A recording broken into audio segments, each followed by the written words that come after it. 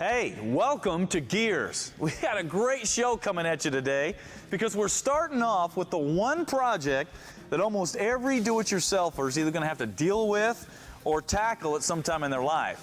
And I'm talking about replacing carpet and dealing with your interior. Now, it doesn't matter if you've got an old pickup or a classic muscle car or a 5-year-old Honda. Nothing wears out like your carpet because that's where you spend all your time and spill your drinks and your coffee.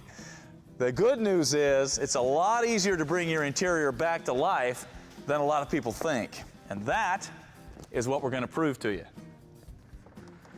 The subject that we are working on today is the Banshee. And being a 1995 Mazda Miata means that this is very typical of a lot of the late model projects that are sitting out in garages there right now. I mean, it's still a good car, got a lot of good miles left on it, no rust on it. It's just a little tired in the interior, especially the carpet. So we're gonna fix that. Now, putting in a new carpet is not difficult, but it doesn't just jump in by itself either. No, there are some tricks to help you put this in and make it look right. That's what we're gonna show you. Okay, the first thing you need to do to replace your carpet is get everything out of the way. The seats, the door seals, the console, the seat belts, kick panels, everything. Even the top. At this point, you're going to be getting a pretty good sized pile of hardware, clips, and fasteners, and it's really easy to get them all mixed up or lose them. Not a good thing. The best way to prevent that is to get yourself a box of Ziploc bags. That way you can bag everything up and mark them, so when you're ready for them, they're all there together, ready for you. This is especially important if it's going to be a while before you put everything back together. Now comes the moment of truth, because it's time to get this old carpet out of here. It should come out fairly easily. The question is, what are you going to find underneath it? Yeah. Now, with a car that's only about 10 years old, rust should not be an issue, but you won't know until you get in here. What the? Oh, no way. No, check this out, man. A fake fingernail.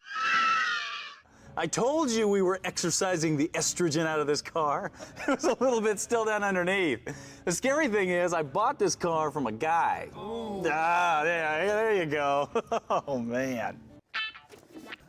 Other than the fingernail, there were no more surprises under the carpet or rusty floor pans. The only thing left to do is clean everything up.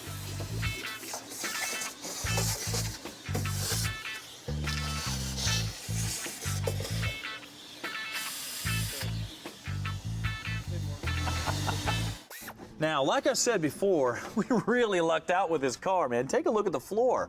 There is no rust on this thing. Now, obviously, if you have rust in the floor, you're gonna have to cut it out and repair it before you can put the new carpet down. But if you just have surface rust, that's a little different thing. You can get a rust-inhibited paint like a Bill Hirsch Miracle Paint or a POR 15 or Chassis Saver paint. All you gotta do is paint it on. That stuff will stop rust in its tracks. Then you're gonna be ready for your carpet. Let's go take a look. All right, for the new interior, we went to a place called Stock Interiors, got the whole setup for a Mazda Miata. Check this out. This is a form-fitted carpet. You got your footwells and your cross members. There's the toe board. So this thing should drop right into place and just fit great. Also, notice that the jute padding is already glued right to the carpet, so you don't have to chase that around. And then for the rear shelf, we also got that panel. Got the padding in place, got nice finished edges, so this is going to look great in that car. And the final piece is this vertical panel that goes behind the seats.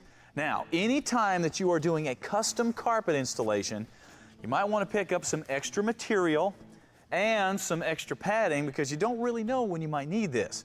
Now, if you're putting something in that's going to create more heat, like a V8, that's when you'd want to use this because it is not just a padding, it's also a heat shield. Now it's a matter of laying the carpet in and working it to make it fit.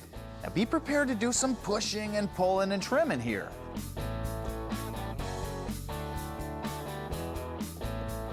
If you start in the center, slowly work your way out, taking your time to fit all the corners and the edges, you'll have a fantastic looking carpet in no time at all. Okay, the one thing that invariably happens when you're working with a form-fitted carpet is you're gonna find that there's some creases and bends and stuff that don't really match what you're doing. And some people will tell you, yeah, you just mash that in and glue it down, but that's not the way to do that. Here's what you're dealing with. You have got to reform the carpet. And the way to do that is with a heat gun. Now, this is not a hair dryer. This is a heat gun. It goes up to 1,000 degrees. And all you have to do is just melt the plastic and reform the carpet. Next comes the rear panel. And using the old carpet as a pattern, we'll just trim it up.